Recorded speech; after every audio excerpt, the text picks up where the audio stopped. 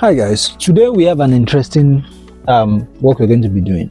So this vehicle was brought to us by someone that referred the person to us, and this is a common problem with some of this conversion, and we've seen another one. We've seen many like this, where they drill the, I don't know if you can see it, let me zoom it a little bit. Yes sir, where the drill point is put at the wrong side. So what is going to happen is, with this one, when the gas is leaving the injectors, these are the injectors, it gets into this the nozzle. When it goes into the combustion chamber, the amount of time it will take the gas to travel from the manifold to where the valve is, the valve would have closed. So once the valve closes, what is going to happen is that the vehicle will start misfiring, or it will start leaning out, because there's not enough gas getting into the combustion chamber. Then there's going to be problem climbing hills, accelerating. The vehicle will be struggling seriously. So now we are going to, in fact, we already started working on it. So I just decided to make a video about this. Let me remove this from the tripod so that you can see what's going on. Hold on. Yeah, wow. So another thing I found was that there was a code P1305 or thereabouts that's talk about the igniter. So when you have a coil, this is a coil wire. The owner of this vehicle, she has bought coils, multiple coils, and it still didn't fix it. So the moment I got there and I saw the code, I knew that the problem has to be the wiring harness. So merely looking at this, you are not going to see anything wrong immediately, right?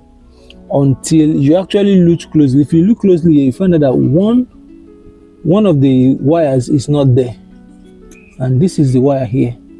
So this is called, this particular wire in this coil, you have the positive, which gives light, and then the negative, which is the ground. Now this one here, this is called the igniter. So what this igniter does is that this is where the signal for the coil to spark comes from. So this one, the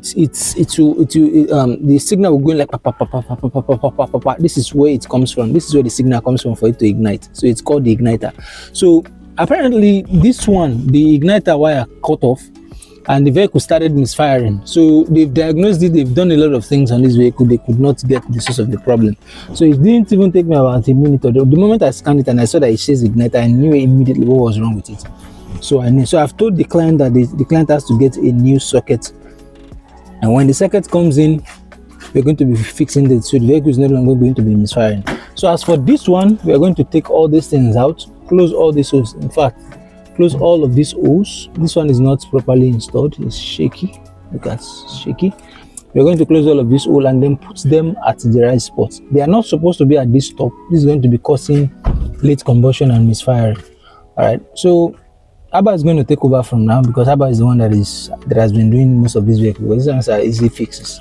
I've already taught him and my brother how to fix them. So Abba is the one that's going to take over, that's going to be doing this. So I'll just give him some direction on what to do, and then he's going to do it. So with that being said, let the video begin properly.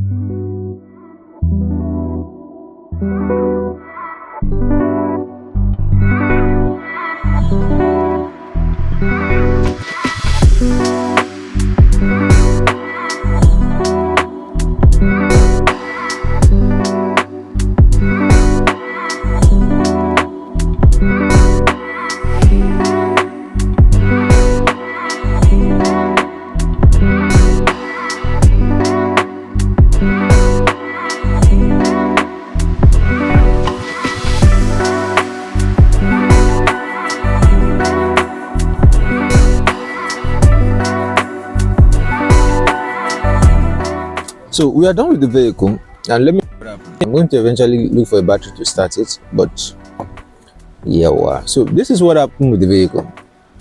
When they converted this vehicle, they did some mistakes with the coils.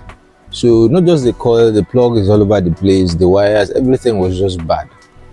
So to fix that, we started doing an investigation.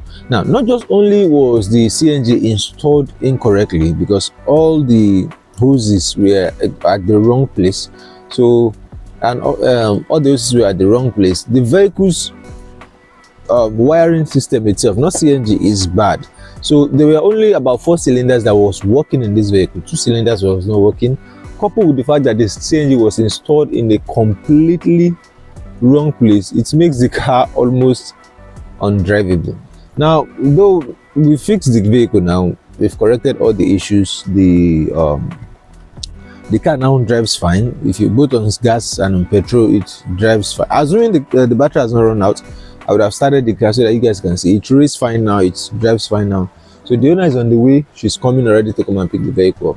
So this also is, I'm still going to be dropping out this warning, right? That don't because of it's raining right now anyway. Don't because of CNG conversion is cheap and then you rush and take your vehicle there. Remember, you are changing your fuel system from one form to the other. If you give it to someone that don't know what they are doing, which is, I'm not trying to make my mouth, please, don't get me wrong, over 90% of people that are converting vehicle in Nigeria, they are having the same issues. I can't count, I've lost count right now.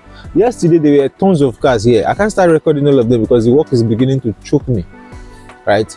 So with that being said, hope you guys have a good one. Today is Sunday, let me go and shower and probably be playing game at upstairs or be watching Attack on Titan. See you later, peace.